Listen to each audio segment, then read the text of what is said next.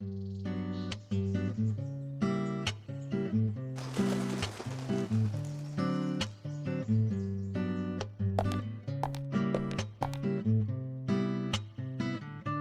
police car.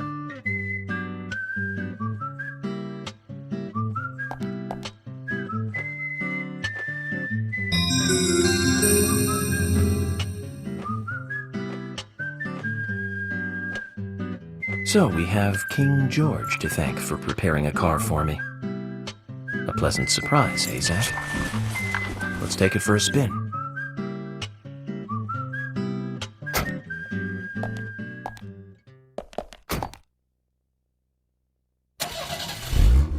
I have to tell you, Zach, this place simply amazes me. The keys were left on the front hood, and nobody stole the car. Values. This town has what the country needs. Values. Let's head over to the sheriff's department.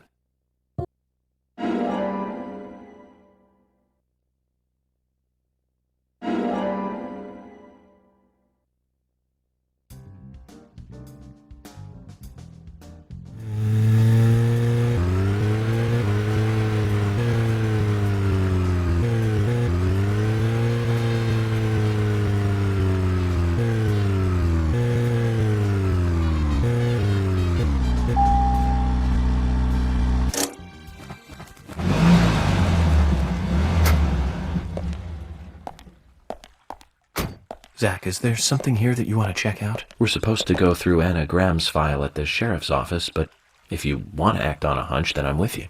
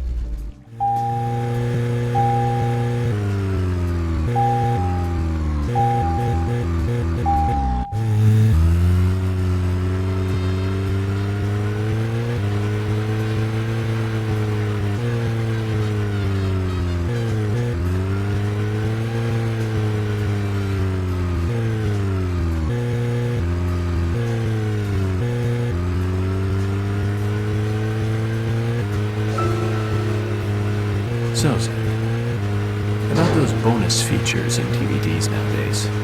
You know, the ones from the 80s have almost no bonus material.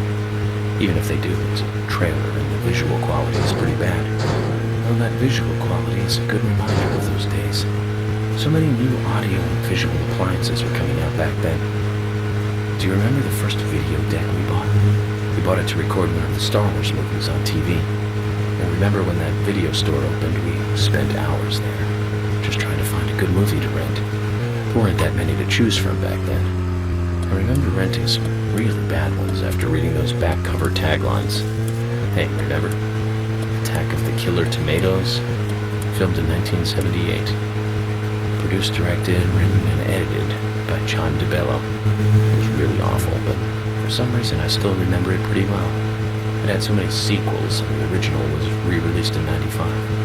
The 87-minute-long theatrical release bumped up to a whopping 90 minutes. But that was around the time I joined the Bureau. I never had a chance to see it. I know, Sam. Once this case is over, we can watch it together. I bet we can buy a copy on the internet pretty easily.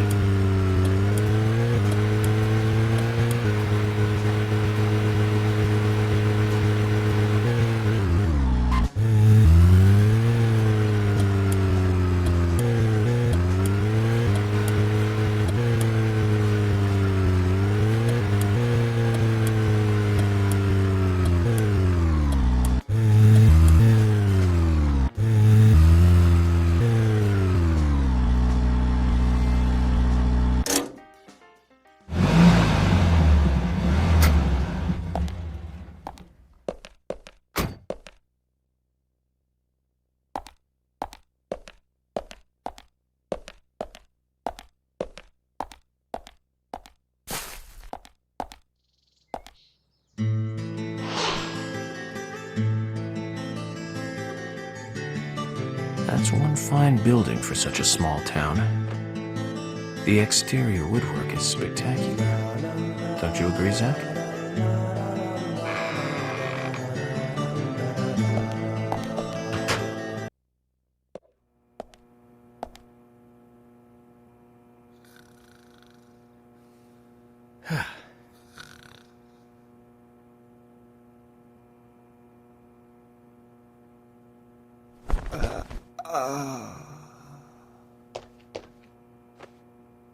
Pleasure to meet you, Agent Morgan.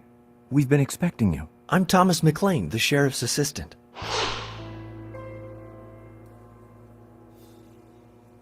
FBI Special Agent Francis York Morgan. Please just call me York. It's what everyone else calls me. Very well then, Agent York. I believe I owe you a thank you for retrieving my belongings from my car.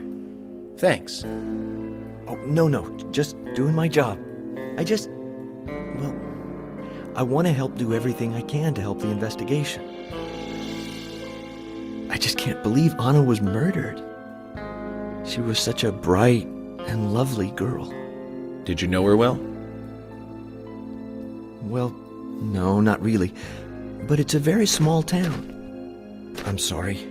It's just that this is the first really big case I've ever seen. I understand. Just try to relax. Can I have a look at Anna's file now? Yes, of course. The sheriff told me to let you through to the meeting room, but I've lost the key to the cabinet where the files are. Why don't you take a look around while I go look for it? Okay, let me know when things are ready. Zach, Thomas appears to be the kind and sensitive type, totally at odds with the monarch. Almost a good setting for a cartoon.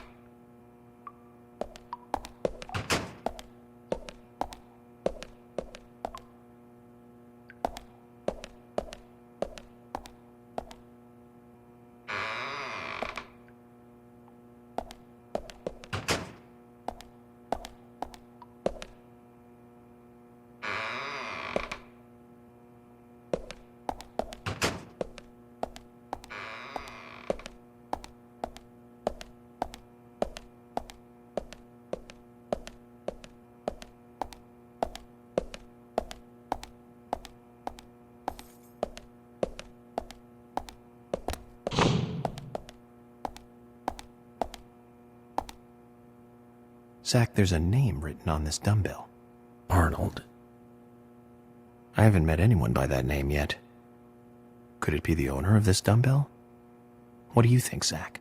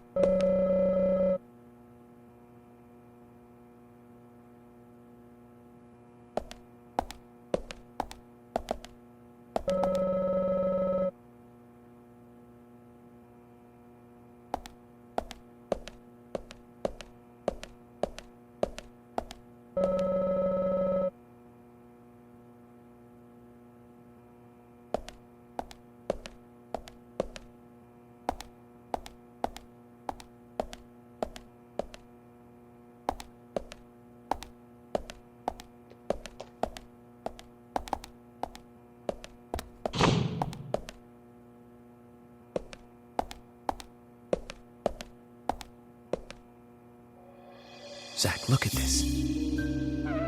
Oh, now this is something special. It's the epitome of the old frontier sheriff's office. It's perfect. A stuffed deer's head on the wall. A flag, a hunting rifle. A hunting rifle. Amazing. You'd never see a hunting rifle on the wall of a police department in the city. That's just amazing. Wonder if the sheriff would ever let me shoot it.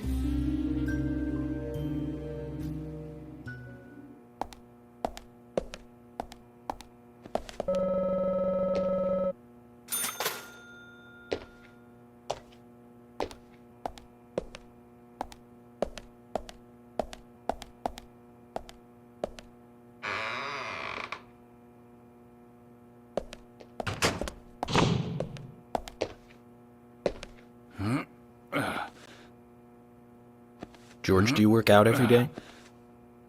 Of course, Agent Morgan. Exercise keeps me healthy. I haven't missed a day since I started in high school. Now that's impressive. Remind me to get more exercise, Zach. But I can't do my full routine today without Arnold. I haven't seen Arnold around since yesterday. Arnold. He's a training buddy of mine. His partner Sylvester misses him too. If you see Arnold around, let me know, will ya? Can't finish my workout menu without him. Okay. I'll keep an eye out for him.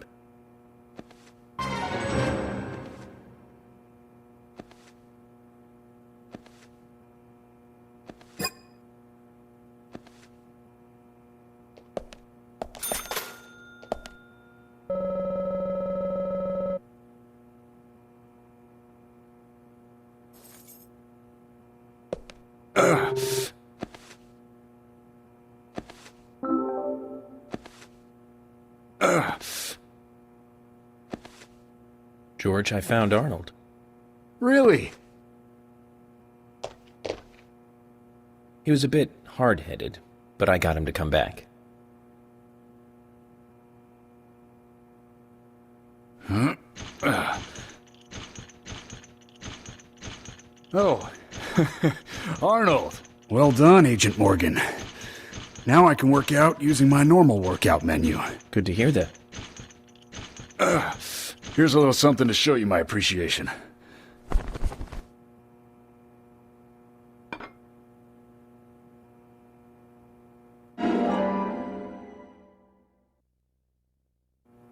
So that makes us even. I don't owe you anything, and you don't owe me anything. No changes to how we work together. Just bear that in mind. Zach, you need some friends who aren't so dumb.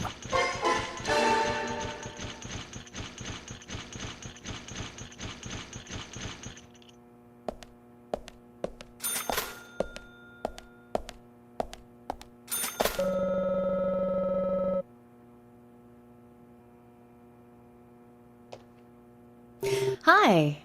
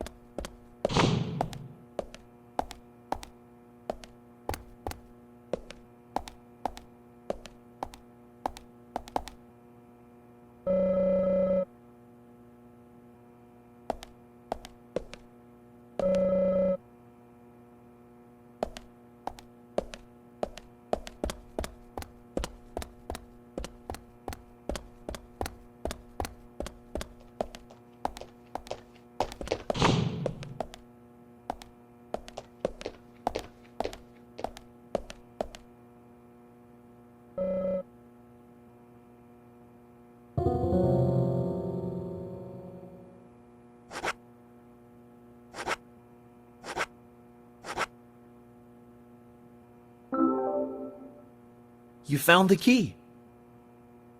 That's the right one?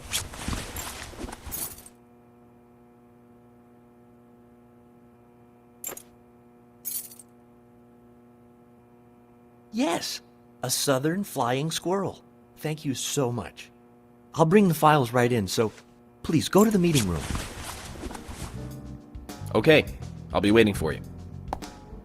Well, Zach, we just got here, and we've cracked a big case already.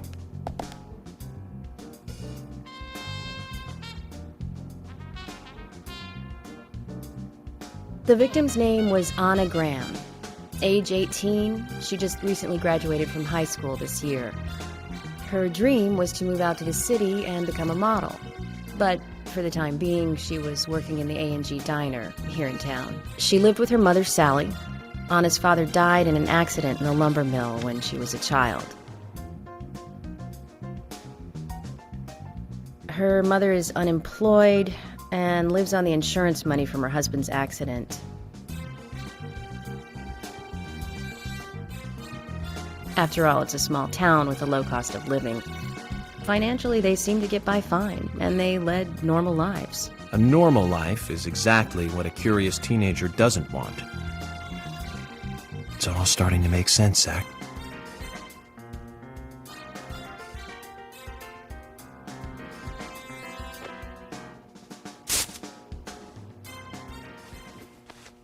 City folk, huh? No, I take that back. All of them can't be as bad as him, and some should have better manners. Huh. This is a good biscuit. I've never tasted a biscuit this delicious. Where in town can I get these? Well, actually, I baked them myself. That's amazing. What are you doing in law enforcement? I'm very particular about biscuits, I'll have you know. The balance of milk and butter you've achieved here. Oh, my. Agent Morgan, the autopsy's ready. You are welcome to accompany me to the Greenvale General Hospital. Emily, you come too. Thomas, stay here and tidy up these files. Yes, sir. We're going to use the car outside. Let's get going. You might think this is just a small-town police investigation, but our inspections are thorough and solid. I'm hoping you won't slow us down.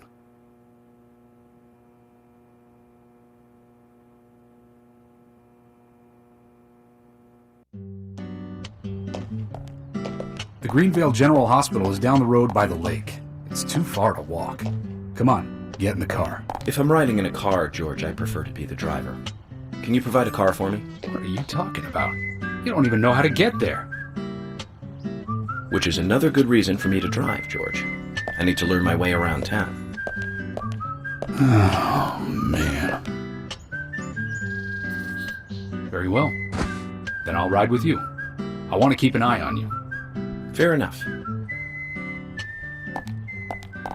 Just one thing, Agent Morgan. Your involvement in this case is limited. That means you don't have to learn your way around town.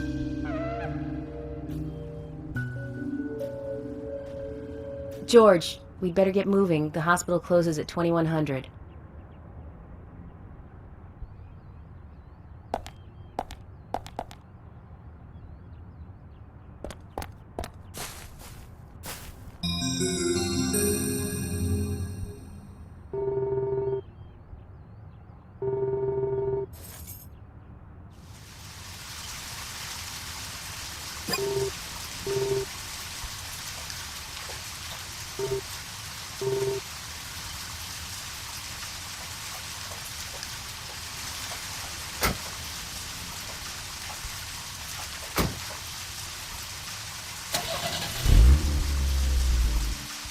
Agent Morgan, get us there quickly, but drive within the speed limit. Just because you have a badge doesn't mean you can drive like a maniac.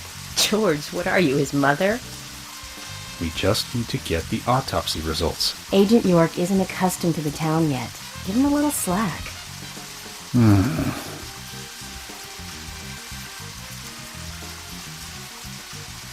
Well then, Agent York, let's get going.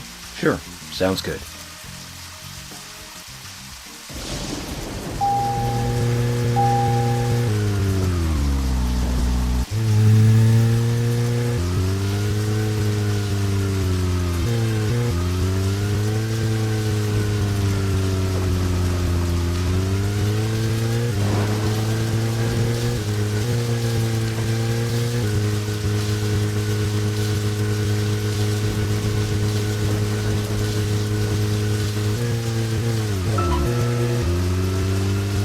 Agent Morgan, I can't help noticing you prefer to work alone. Most of the time, yes. Don't you get lonely, flying all over the country alone? I must say I've never felt lonely. Are you married? Unfortunately, relationships and I are fleeting strangers. I don't get on very well with women, you might be surprised to hear. That's because you're young. You notice things like that at my age.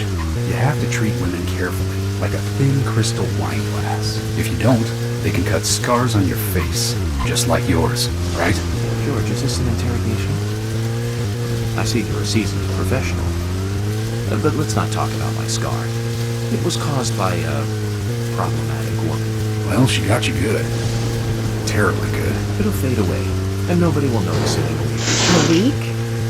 It's not that light of a wound. So, Emily, tell me, is there really a need for a full-time sheriff in a small town like this? I'm sure it is small to your city eyes, but any gathering of people leads to all kinds of problems. Fights, runaways, stray pets. You're too fixated on violent crimes. Our job is to guide the people along the correct path. First and foremost, that's what I consider to be my duty as the sheriff of Greenvale. Zach, there he is, the monarch, in all his glory. Kind of makes me glad that I wasn't born here. Did you say something, Agent Morgan? No, nothing, George. I was just reflecting on a little history. Well, we're in the middle of a homicide investigation. Keep your mind on the matter at hand. Okay, which right now is driving.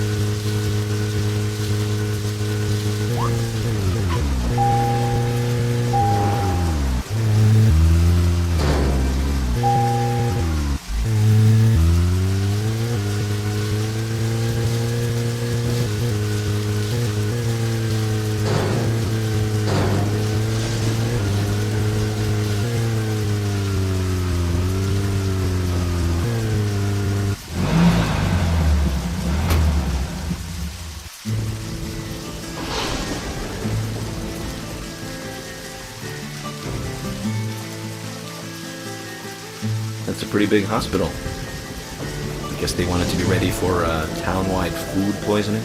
No, it's another leftover from the town's prosperous slumber days. Hard to imagine now, though, isn't it? My mother always talked about how energetic this town used to be. Almost like a gold rush, she used to say. Impressive. But the hotter the fever, the faster it cools. And so now there's hardly anyone left to use this place. It pains me to watch my hometown lose so many citizens. Beyond your understanding, I'm sure. Yes, I'm sorry to say that it is. Indeed. And that's why this case is our problem. There really isn't any need for you to get too involved.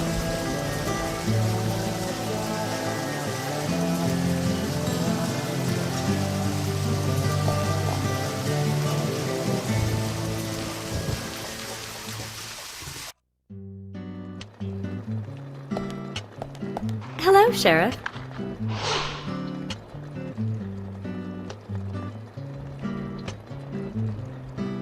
Hi there, Fiona.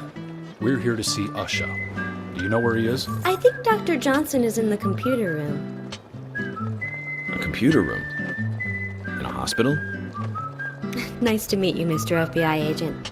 The computer room is where our employees share a computer. Very nice to meet you, too. I'm FBI Special Agent Francis York Morgan. But how did you know I was FBI? Easy. None of the police in this town wear cologne.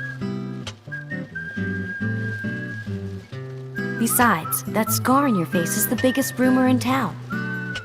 Rumors get exaggerated as they spread, even in the countryside. What's that you're reading, if I may ask?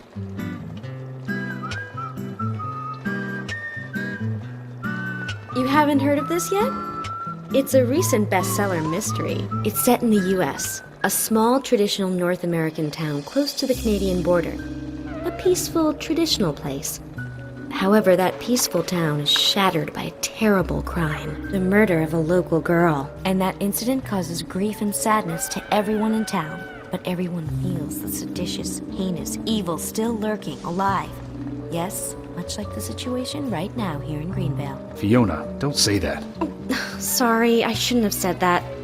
With Anna dead and all. Don't worry. Books are written to entertain, and it's good you're enjoying it. What we're faced with here is a terrible crime committed in a real world. Much different from that of a novel. So there's no need to apologize. Thank you, Agent York.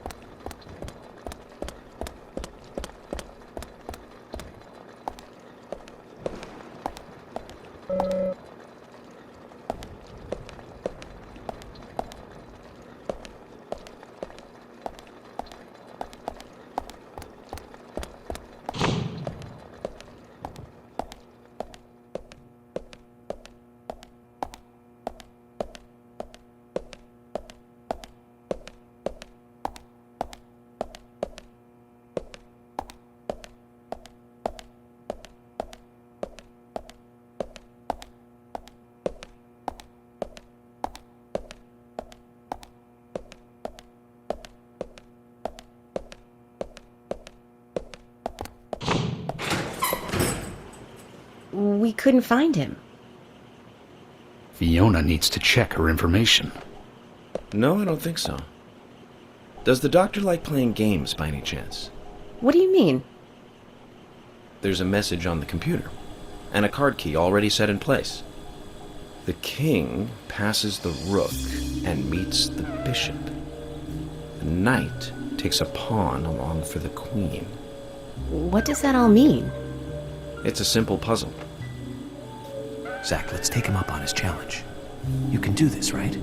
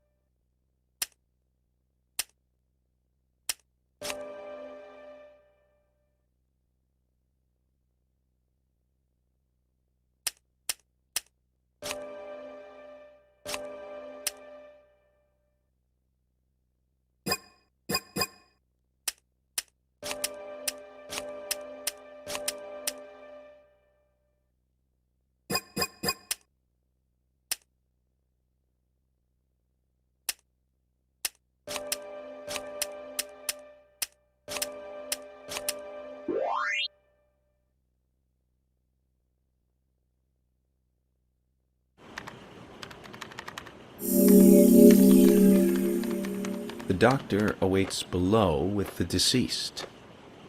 Another code? But there's nowhere to insert a password. More games. I'm going to get Fiona to call Usha up here right now. No need, George. The message appeared with the card key.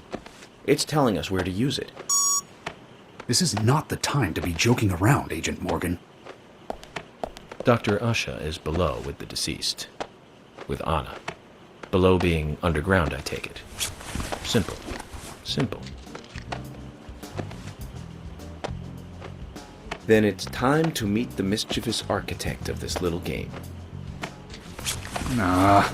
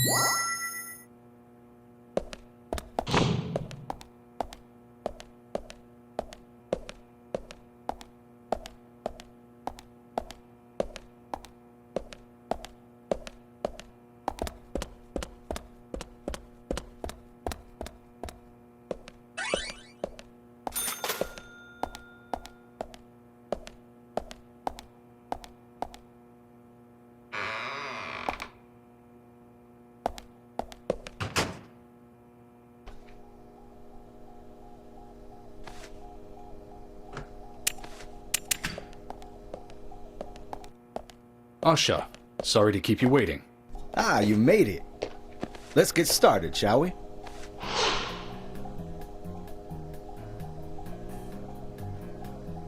This is Agent Morgan from the FBI. Nice to meet you. I'm Usha Johnson, the doctor in this hospital. FBI Special Agent Francis York Morgan.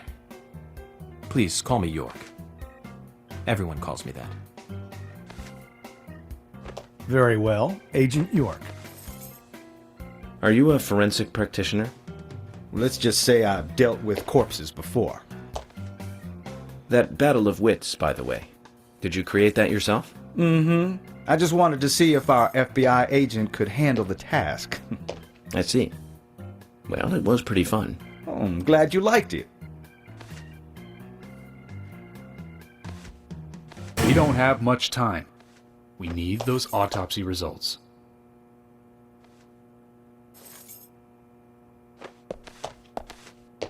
Next time, try challenging us without obstructing an investigation. You've angered the monarch.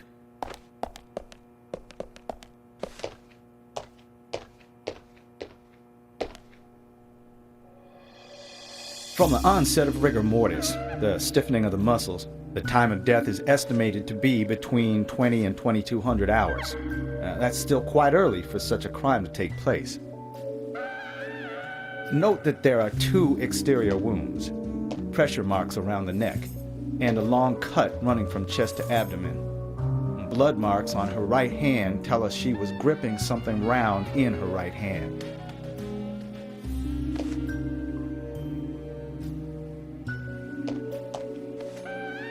Her skull is also fractured, but that is unrelated to the cause of death. It probably happened to her after she was killed.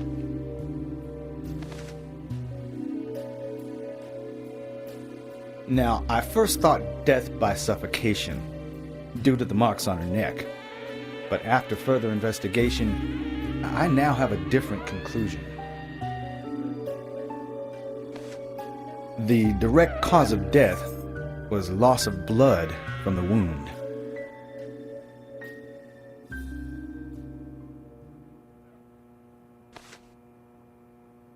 Which means... She was cut up while she was still alive. Yes, a sharp knife was used. It was inserted beneath the sternum and then quickly sliced downwards. The excessive loss of blood from her internal organs is what actually killed her. Her nails are clean, and with no skin cells from the attacker. She also doesn't appear to have been bound nor badly beaten. She was apparently killed without resistance. The most tragic thing, however, was that she was unable to speak her story to anyone who could hear her cries.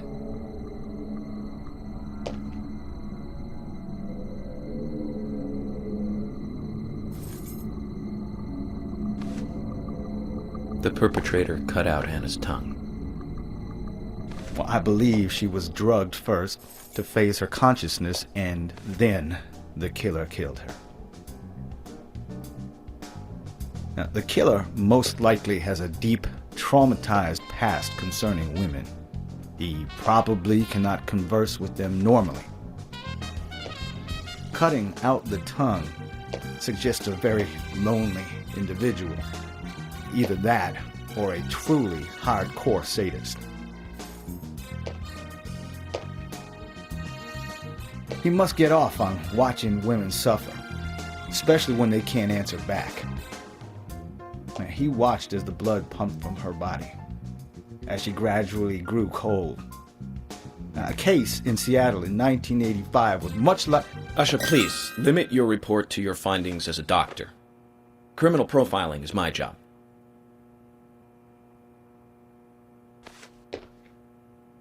You're wrong, also. Anna died fully, deeply, painfully aware of what was happening to her. But, Tell me, what time did it stop raining on the night Anna was killed? Just before I went to bed, right after the movie on TV ended, so around 1 a.m.? What movie was it? An American Werewolf in London. Directed by John Landis, 1981. So the rain stopped, accompanied by the ending song, Blue Moon. George, would you mind if I examined Anna myself? What more do you hope to find? I'm sure I mentioned that I have a personal interest in cases like these.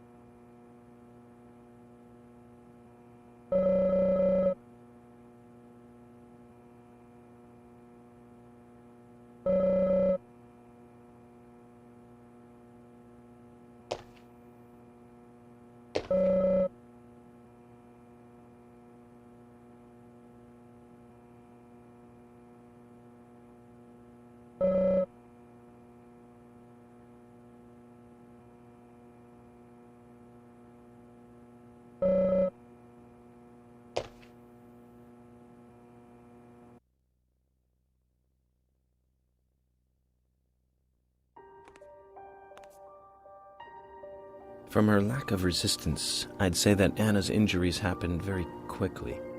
Unable to speak, she was then left to cry herself to death. Zach, it's all starting to come together. The perpetrator stayed with her for at least 2 hours until it stopped raining. At the estimated time of her death, it was still raining, but you can still see tear marks on her cheeks. That means she was killed under a roof somewhere. She was then carried into the woods after it stopped raining. There's one other thing. Her tongue was removed with a very blunt knife. In fact, it's more likely it was simply chopped off. Asha, are you a passionate man? Well, not particularly, but I am man enough should the moment call for it. George, how about you? I'm very passionate. Yes. Especially when it comes to women. But I don't see what that has to do with anything. George, the perpetrator is just like you. He's passionate about women. He's a passionate kisser. This was a kiss of death. The perpetrator bit off Anna's tongue. We'll never get a dental print from a wound like this. But this is still a big lead.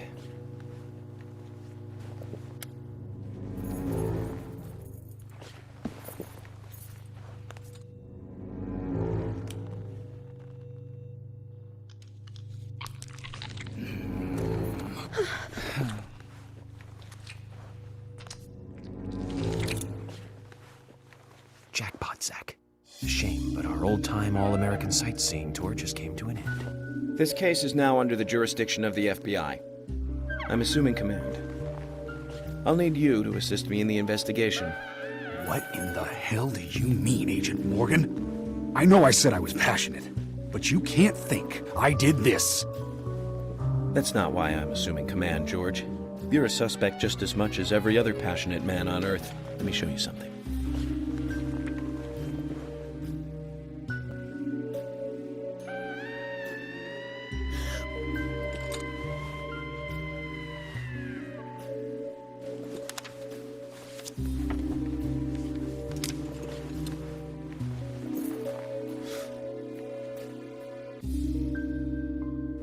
There you go.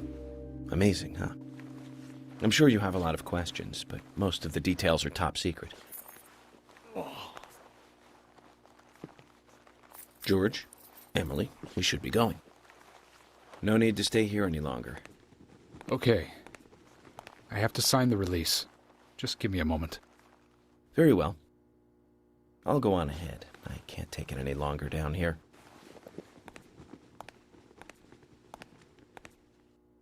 Bishop takes queen. His rook takes your queen. Then your knight takes rook. And checkmate. Huh?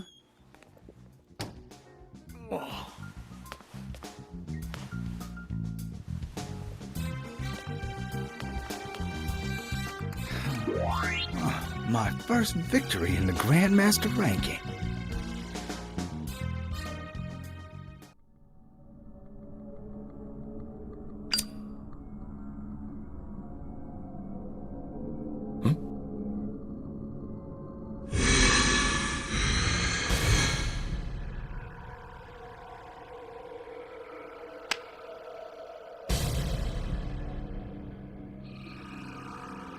Zach, they're here.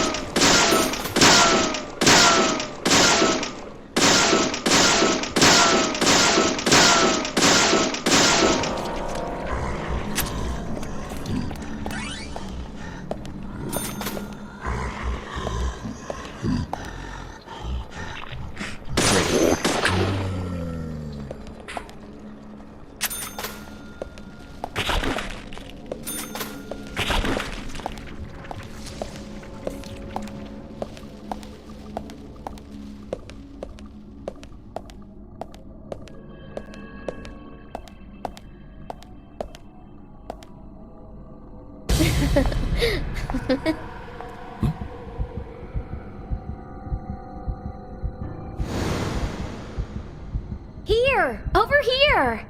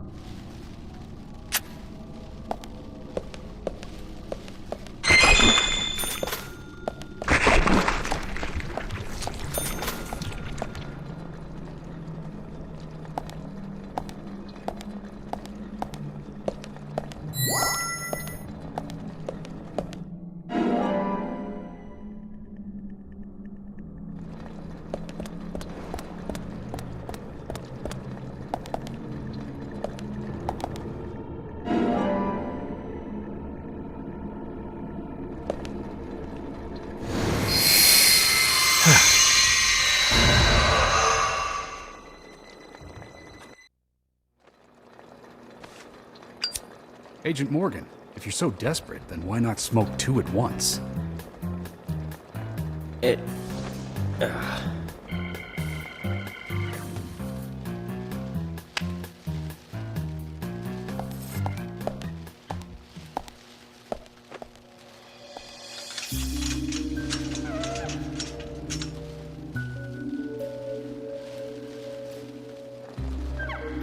Who's that old man? That's Harry. Harry Stewart. One of the bigger problems around here. His father started up the lumber trade and founded this town. He's a weird one, as I'm sure you can see. Always dressed like that, never speaking to the townsfolk. And just FYI, he owns almost the entire town. Not that that makes any difference. So long as I'm around, he won't be getting away with any funny business.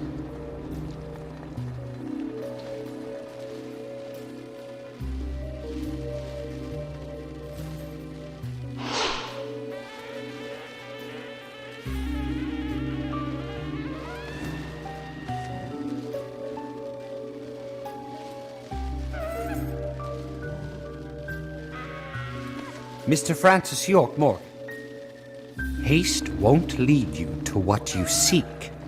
Keep your eyes focused on your footing as we speak. So says Mr. Stewart.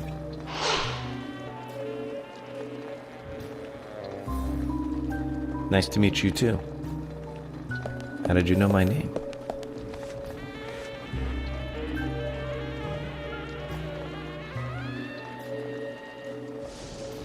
Mr. Francis York Morgan, information desires you, just as you desire information too. So says Mr. Stewart. Harry, stop trying to get in our way. Keep this up, and even you'll have to answer to the law.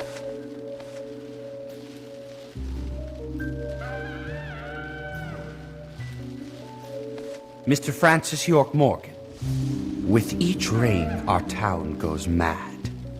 To our disdain, unpreventable. So sad.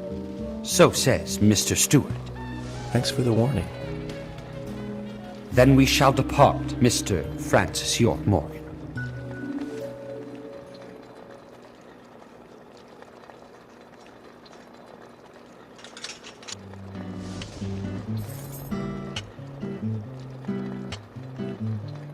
That's how he always is.